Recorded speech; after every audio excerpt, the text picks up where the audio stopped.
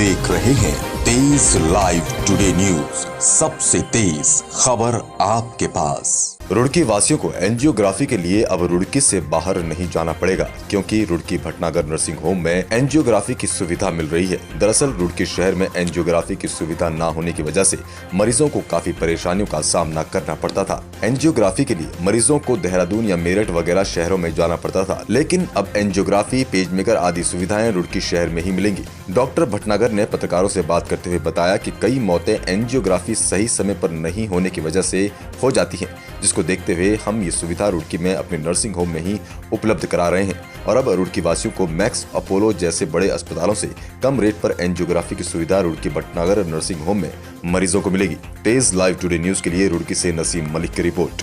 पूछा था कि क्या आपके साथ और डॉक्टर्स भी होंगे, तो निस्संदेह हमारे साथ 2 डीएम कार्डियोलॉजिस्ट जुड़ रहे हैं इसी सेवा को अच्छी तरह से लोगों को देने के लिए, जो कि हफ्ते में मतलब ज़्यादातर दिन रहेंगे और जो वीकेंड्स हैं उस पर तो मैक्स दिल्ली के एक डॉक्टर हैं, डॉक्टर सुमित सेठी, जिनका 18 वर्षों का एक्सपीरियंस है और साकेत दिल्ली में, तो वो रहेंगे।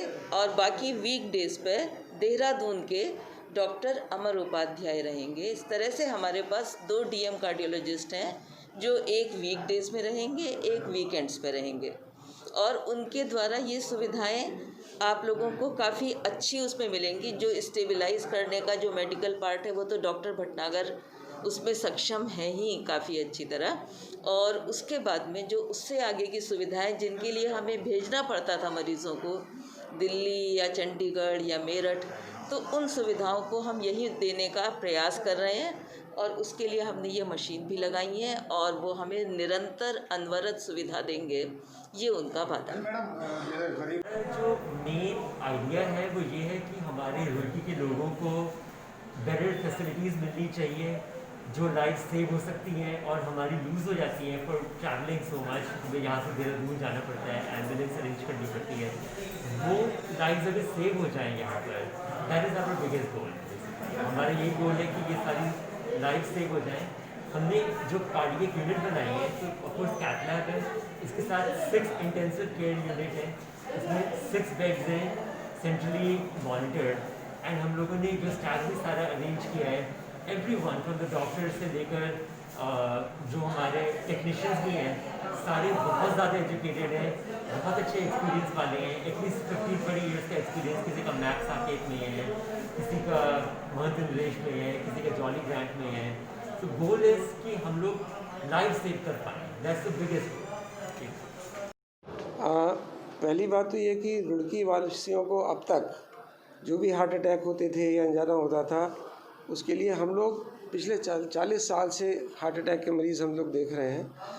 तो जो भी पहला काम है कि उसको स्टेबलाइज़ करना, उसके बाद हमको हमेशा भेजना पड़ता था मरीज़ को मेरठ में या देहरादून, तो अब वो जाने की ज़रूरत नहीं है, क्योंकि एंजियोग्राफी, एंजियोप्लास्टी, स्टेंटिंग, पेसमेकर, ये सारी सुविधाएं यहाँ पे ही उपलब्ध होंगी।